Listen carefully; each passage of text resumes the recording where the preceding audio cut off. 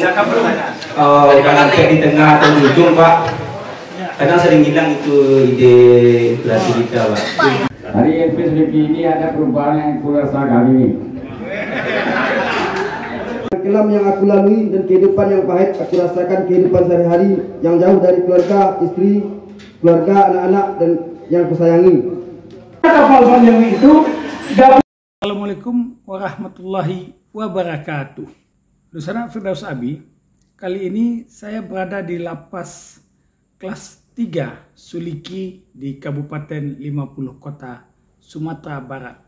Seharian berada di tengah-tengah warga binaan pemasyarakatan atau WBP dan petugas di Lembaga Pemasyarakatan Suliki ini merupakan sebuah pengalaman yang penting dan sangat berharga bagi saya.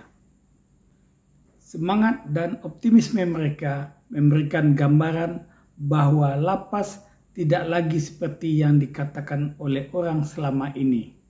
Lapas sudah menjadi tempat membimbing dan membina serta memperhatikan nilai-nilai etika dan kemanusiaan.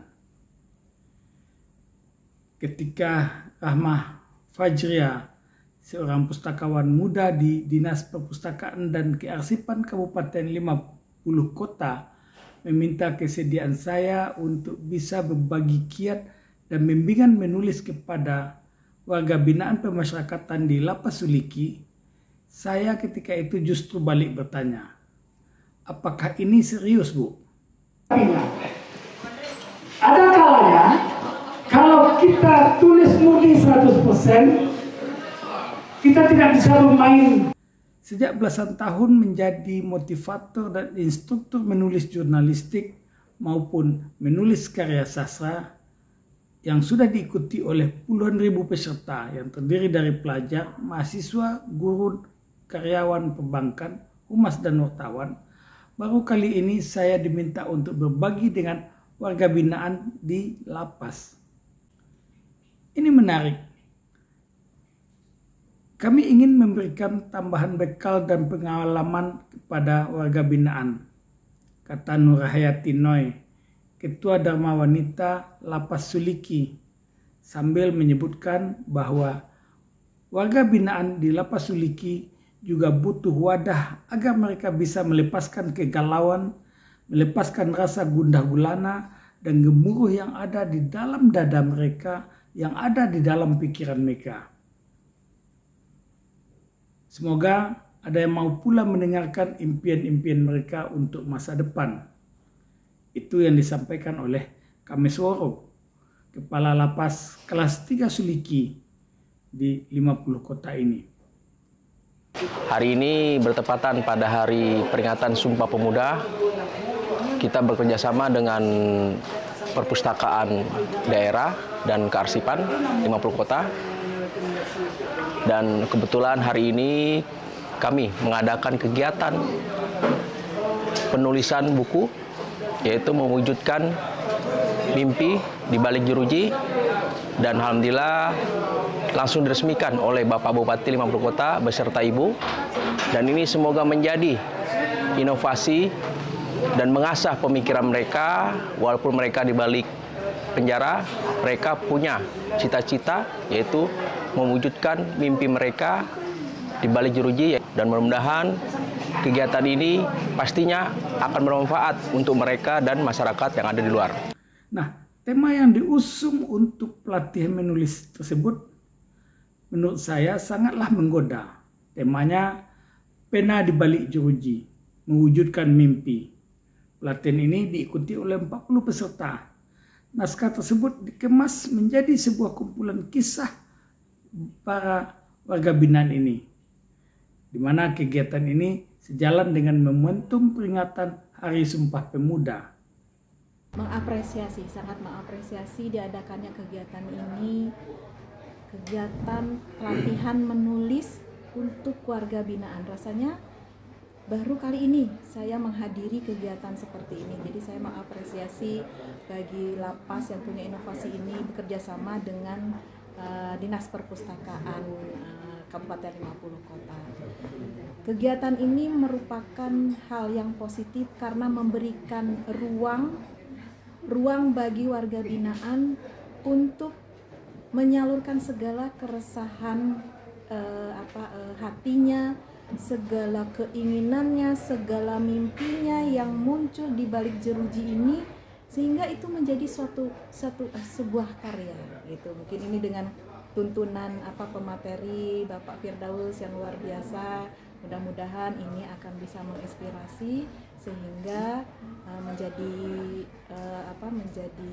suatu kebaikan ke depannya.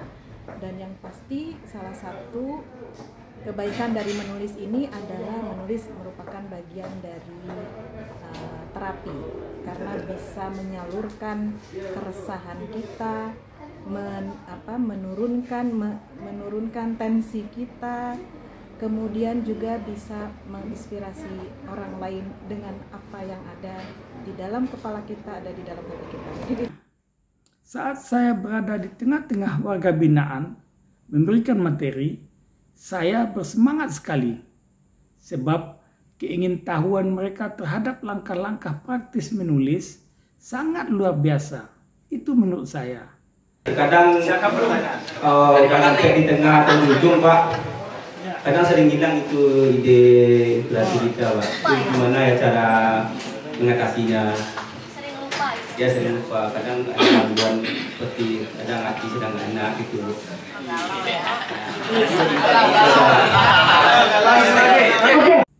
Saya memberikan motivasi mengapa kita harus menulis. Apa manfaatnya jika seseorang memiliki kemampuan menulis? Bagaimana langkah memulai menulis? Saya beberkan semua seluk-beluknya. Mulai dari mempersiapkan diri untuk menulis, menemukan ide, lalu bagaimana menghimpun kata menjadi kalimat, kalimat menjadi paragraf, sehingga terciptalah sebuah naskah. Saya memberikan kesempatan kepada peserta untuk bertanya sepuas-puasnya, termasuk bertanya di saat saya memberikan materi, sehingga tidak harus menunggu saya menyelesaikan materi itu baru mereka bertanya. Tidak. Dan saya diserang dengan banyak pertanyaan. Apalagi ketika Bunda Literasi Kabupaten 50 Kota, Nyonya Nevi Safarudin, Kepala Lapas Suliki Kamesworo, Kadis Perpustakaan dan Kearsipan 50 Kota, Radimas, kemudian ada anggota Dewan di sana, Doni, Pustakawan Muda Perpustakaan Kearsipan 50 Kota, Rahmah Fajria, memberikan hadiah spontan kepada para peserta yang mau bertanya dan mau menjawab pertanyaan, sehingga bergemuruhlah suasana. Dan saya juga tak mau kalah. Sejumlah buku karya saya maupun buku lain yang sengaja saya siapkan, saya berikan kepada mereka sebagai hadiah merchandise untuk mereka yang aktif. Dan ini biasa saya lakukan di setiap sesi-sesi saya memberikan pelatihan. Sejumlah buku saya bagikan untuk menarik perhatiannya. Menariknya ada sejumlah peserta yang bertanya dan menjawab berulang. Padahal panitia sudah membatasi. Batasannya adalah bagi yang bertanya berulang hadiahnya cuma sekali. Tapi walaupun demikian, mereka yang bertanya, mereka yang menjawab, mereka yang berdiskusi, ternyata ada yang lebih dari satu atau terjadi pengulangan. Dan mereka tidak peduli lagi dengan hadiah itu. Mereka tetap peduli dengan materi yang diberikan.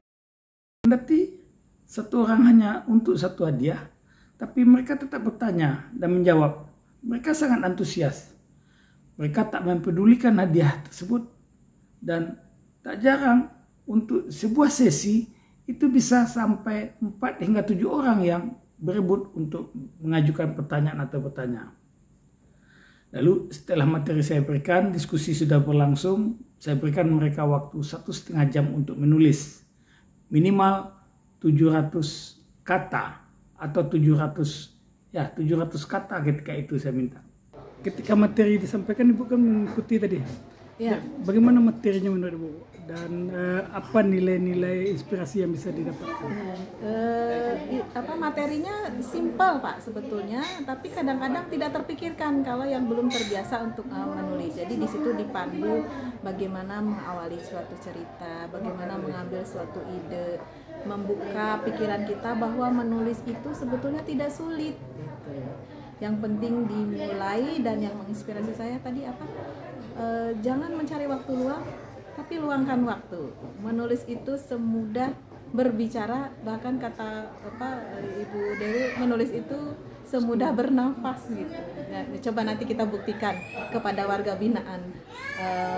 Memang apakah benar-benar menulis itu semudah itu. Jadi nanti kita mungkin akan lihat karya-karyanya mereka. Selesai menulis, lalu kita salat zuhur berjamaah. Kemudian seperti biasa mereka lakukan apel siang, dilanjutkan dengan makan siang bersama seperti biasa, lalu kembali ke ruangan pelatihan. Dan saya memancing mereka, adakah yang sudah selesai tulisannya? Sejumlah peserta menjawab dengan versi yang berbeda. Ada yang mengatakan sudah selesai, ada yang mengatakan belum, dan segala macam. Lalu saya minta saja mereka yang sudah selesai untuk tampil ke depan. Siapa yang sudah selesai dan siapa yang berani membacakan naskahnya. Pancing saya ketika itu. Mulanya ada 3 orang yang mengacungkan tangan. Saya meminta salah satu di antara mereka. Kemudian saya urut saja bahwa 2 lagi sesudah yang pertama itu.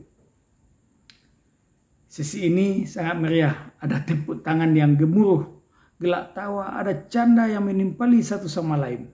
Yang dipindahkan dari Kopdaku di Pariaman, dilapas dipindahkan ke LPSDP ini. Dari LPSDP ini ada perubahan yang kurasakan ini. Awal mulai perjalanan yang kelam yang aku lalui dan kehidupan yang pahit aku rasakan, kehidupan sehari-hari yang jauh dari keluarga, istri, keluarga, anak-anak dan yang kusayangi. Kehidupan yang tak terarah dan dinginnya jeruji besi yang aku rasakan mulai membuat kehancuran yang mendalam dalam jiwaku. Kurang lebih 2 bulan aku berada di Polres dan merasakan pahitnya kehidupan di balik jeruji dan jauh dari keluarga. Besi. Sejak saya berada di Lapas Suliki pada tanggal 22 Oktober 2022, di sinilah saya mulai menjalani masa hukuman yang saya jalani dan memulai kisah yang begitu menarik dalam hidup saya, karena di sinilah saya melakukan perubahan terhadap diri saya karena sudah begitu banyak kesalahan yang sudah saya lakukan. Di Lapas Suliki ini alhamdulillah begitu banyak kegiatan yang bermanfaat dan meningkatkan semangat saya menjalani hukuman saya. Begitu banyak kegiatan positif seperti kegiatan jasmani dan rohani, kegiatan belajar agama, kegiatan pendidikan, kegiatan olahraga, kegiatan keterampilan dan kegiatan seni kerajinan tangan. Banyak kegiatan-kegiatan yang saya ikuti semua berguna bagi pribadi saya. Untuk merubah hidup saya agar menjadi lebih baik, setiap pagi saya rutin melakukan senam pagi. Setelah itu mengaji dan kegiatan kepermukaan. Semua kegiatan itu rutin saya ikuti karena kegiatan itu berguna bagi saya. Seperti senam pagi itu dapat menyehatkan pikiran saya dan menyehatkan fisik saya agar kuat dan semangat. Setelah itu saya melakukan kegiatan pengajian. Di dalam kegiatan ini saya belajar membaca Al-Quran, belajar menghafal ayat-ayat pendek, dan belajar tentang sejarah Islam. Semua ini sungguh dapat merubah pribadi saya menjadi pribadi yang lebih baik. Tulisan yang dibuat sebagian besar adalah tentang diri si penulis, tentang nasib si penulis. Tetapi ada juga yang bercerita tentang kawannya sesama warga binaan. Dan semuanya pada tertawa, semuanya terpingkal-pingkal karena mereka tahu tokoh atau sosok yang ditampilkan dalam tulisan itu adalah mereka yang ada di sana, mereka yang ada di lingkungan itu. Sehingga suasana gemuruh bersorak dan tertawa bersama. Suasananya sangat happy ketika itu. Sebuah tulisan diantaranya menyebutkan terang-terangan nama tokoh dalam kisahnya. Nah, ini menarik. Semua tertawa dan memberikan tepuk tangan meriah selama si penulis membacakan kisah tersebut.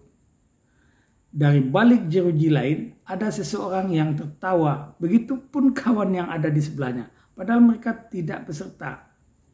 Lalu insting kecurigaan saya muncul. Saya bertanya pada peserta lain, adakah nama yang ditulis dalam kisah itu ada di lingkungan kita ini? Orang yang tanya mengangguk sembari mengatakan bahwa yang tokoh yang disebutkan ada di tempat ini, dan ia menunjukkan seseorang yang sedang berada di sudut yang lain. Ternyata orang yang dimaksud adalah lelaki yang sempat menjadi perhatian saya sebelumnya. Beliau memang tidak ikut menjadi peserta. Namun ketika naskah itu dibacakan oleh si penulisnya, sosok yang dijadikan tokoh tersebut ada di lapas itu.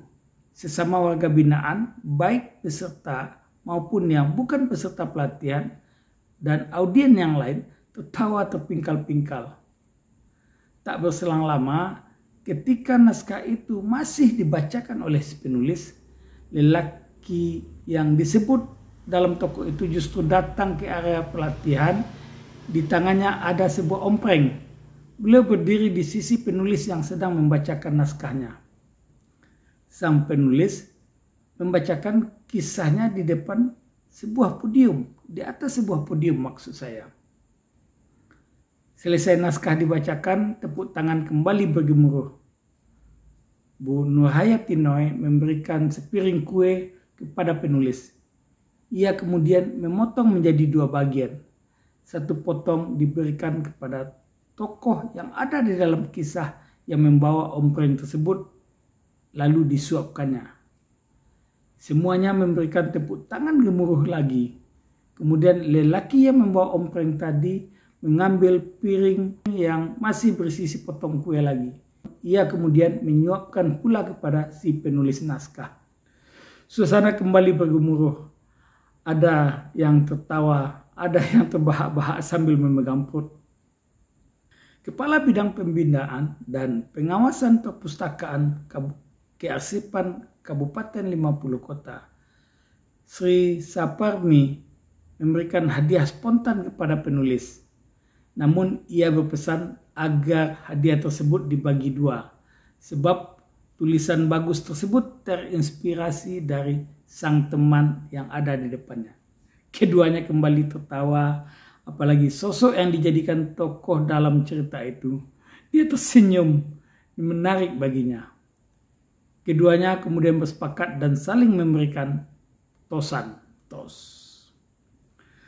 Ada juga naskah yang membuat semua terpaku, terdiam, seakan menahan nafas di saat naskah tersebut dibacakan. Suasana hening. Ada mata yang berkaca-kaca menyimak naskah di kisah tersebut. Semua seakan dibawa masuk ke dalam kisah dan gemuruh rasa yang dimilikinya. Semua kemudian baru tersadar setelah naskah itu selesai dibacakan. Sangat mensupport kegiatan ini dengan tema melalui jeruji wujudkan mimpi. Ini merupakan sebuah inovasi baru untuk Lapas Suliki. Mudah-mudahan ini menjadi pemicu untuk lapas-lapas lainnya untuk mengadakan kegiatan ini. Karena ini merupakan soft skill yang akan menjadi bekal mereka, para warga binaan ini untuk lebih maju ke depannya. Dengan kegiatan ini saya menilai nanti ada warga binaan ini, saya tadi waktu kegiatan melihat mereka punya potensi untuk mengembangkan bakat tersendiri mereka. Jadi setelah mereka keluar dari lapas, mereka punya soft skill yang baru, mungkin ini lebih bagus dari yang lainnya. Apa yang mereka pengalaman hidup mereka tuliskan dengan beberapa teori, ada yang dari segi fiksi dan ilmiah maupun dari pengalaman tersendiri. Jadi mereka bisa belajar dengan contoh beberapa novel tadi, ada dari lapas. Bagi saya bekal menulis yang diberikan di Lapas Suliki ini kepada warga binaan merupakan langkah yang tidak biasa, tapi diyakini akan memiliki efek luar biasa untuk masa depan. Saya menyimak dengan seksama penjelasan Kepala Lapas Kamesworo. Ada celah yang terlihat oleh beliau. Kemampuan menulis adalah kemampuan khusus, di mana warga binaan yang sudah memiliki kemampuan khusus tersebut, maka akan ada manfaatnya untuk masa depan yang masih panjang. Seseorang yang memiliki kemampuan khusus, terutama di bidang menulis, tidak dimaksudkan untuk menjadikannya sebagai wartawan atau sebagai sastrawan. Tidak untuk itu. Tetapi kemampuan menulis bisa dikembangkan untuk kebutuhan lain. Apalagi saat ini tuntutan kehidupan membutuhkan kemampuan menulis. Sejarah telah mencatat dengan tinta emas, ribuan atau mungkin jutaan buku telah lahir dari lapas yang dulu populer dengan istilah penjara. Buku-buku tersebut tidak hanya menjadi milik penulis atau keluarganya atau lingkungannya di balik jeruji besi saja, tapi tersebar sampai ke pelosok-pelosok. Sangat banyak buku yang ditulis di penjara menjadi bacaan banyak orang dan menjadi inspirasi dan mampu menembus melintasi waktu dan benua. Bupati 50 Kota Safarudin Datuk Bandaro Rajo di saat membuka acara tersebut memberikan apresiasi luar biasa.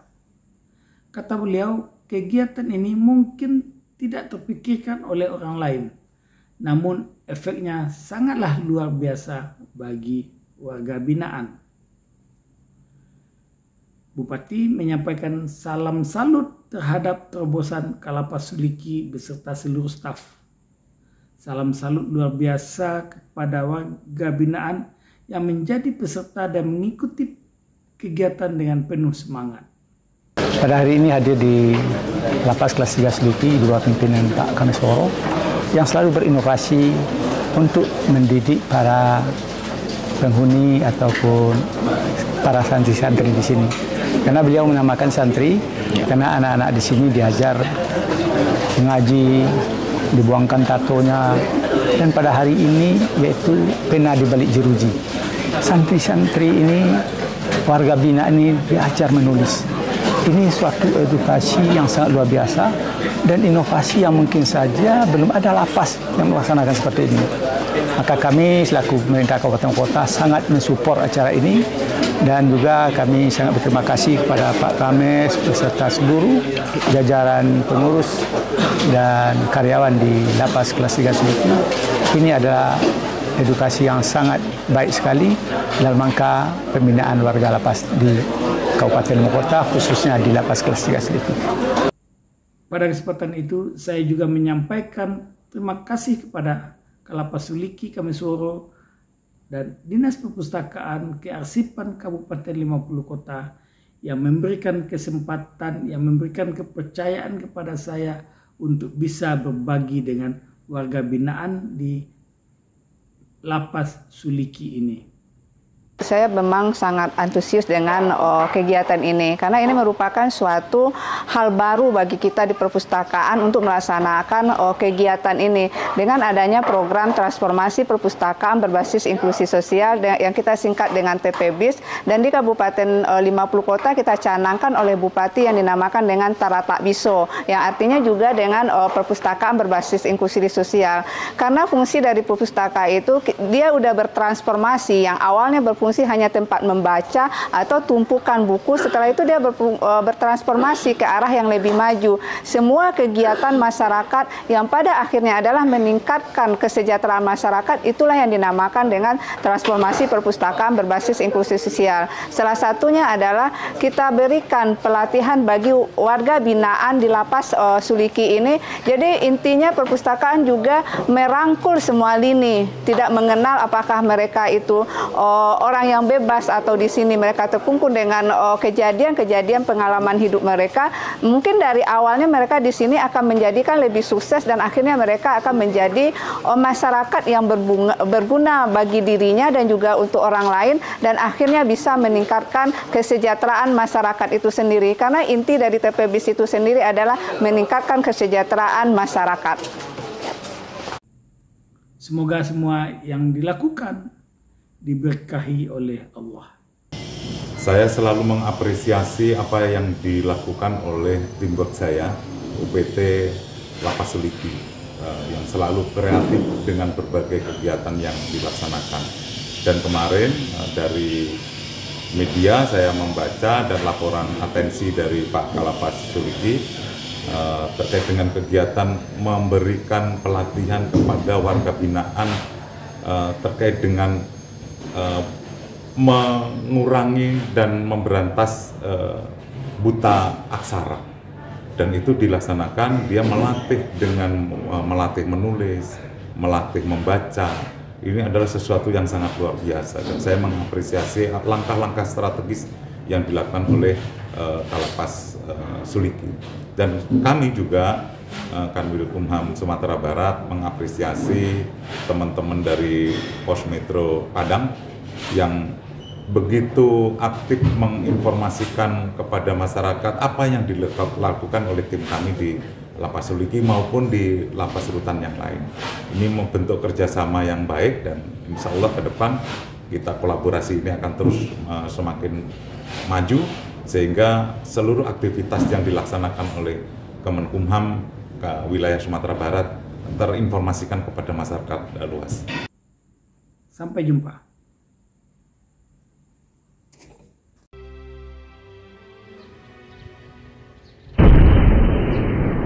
Sampai di sini dulu jumpa kita kali ini, dan tetap dukung channel ini sehingga kami bisa memberikan informasi-informasi yang inspiratif untuk kita semua.